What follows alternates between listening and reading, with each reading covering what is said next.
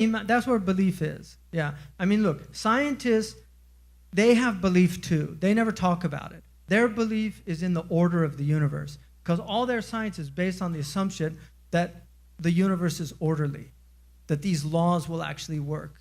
I mean, Einstein, his laws, E equals mc squared, is based on the idea that you can measure energy, you can measure mass, and you can measure the constant, right?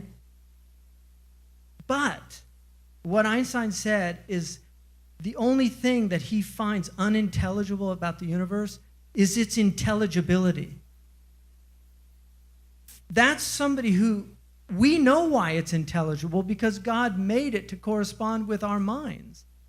And that's why a believer's knowledge, irrespective of what faith you're in, and I'm not a perennialist, but irrespective of what faith you're in, you are advantaged over a materialistic scientist because all he can determine is how. We know why. And that's a great gift because why is at the essence, its purpose. Like, why are we here? Where did we come from? Where are we going? What's going to happen when we die? And one of the most amazing things about prophets is, unlike philosophers, every single philosopher that comes disagrees with his teacher. Every single one.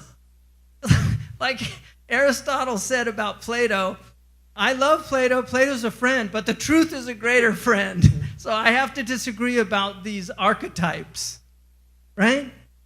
You look at every single one of them. They disagree with their teachers, with rare exception. I'm talking about the great philosophers. All the prophets say the same thing. Every single one of them. How did they do that? Why do they all say there's a day of judgment? Every Jewish prophet that came, none of them decided, oh, you know what? I disagree with Isaiah. None of them. And the Prophet ﷺ confirmed the previous revelations. Jesus said there's a day of judgment. He said you're going to be raised up. You're going to be resurrected.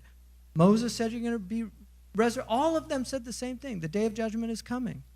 So that's an amazing thing. So I think Muslims, we have to recognize what a gift we have. And then the other thing that we have, and again, people need solace. And religion is the essence of worldly solace. If you don't have religion, you're going to have to find something to opiate the pain of being in the dunya. And I just spoke to a lady today who's losing her 13-year-old child. This is dunya. This is a very difficult place to be in.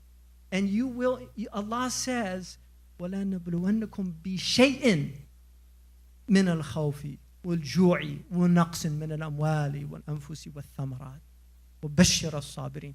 We will test you with something of fear and hunger and loss of life and property. So give glad tidings to patient ones. Imam Zamakhshari in Al-Kashaf says, be shay'in, because whatever tribulation you have, it could be greater. You lost one child, you could have lost all your children. You lost one arm, you could have lost both arms.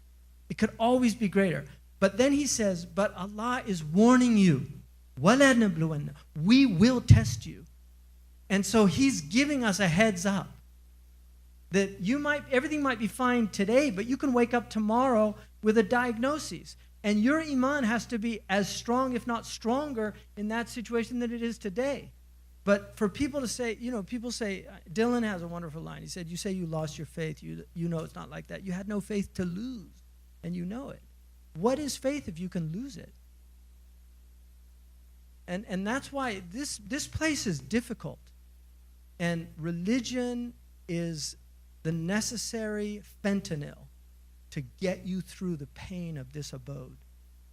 But our Prophet told us, sallallahu alaihi wasallam, that the person who had the most difficult life, the believer that had the most suffering in the world, will go into, there's a river, which is called the river of life in the afterlife. And you go into it, and you come out of it completely renewed. And that man will be asked, have you ever known suffering? And he will say, La wallahi, I never knew suffering. This is the one that for 60, 70, 80 years is now looking at infinity and in perfect bliss. And people say, the afterlife's a hype. Well, good luck. People have been saying that for a long time.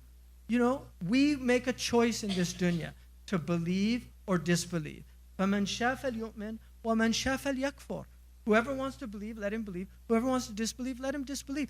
You have a choice, but just know the choice is going to have consequences.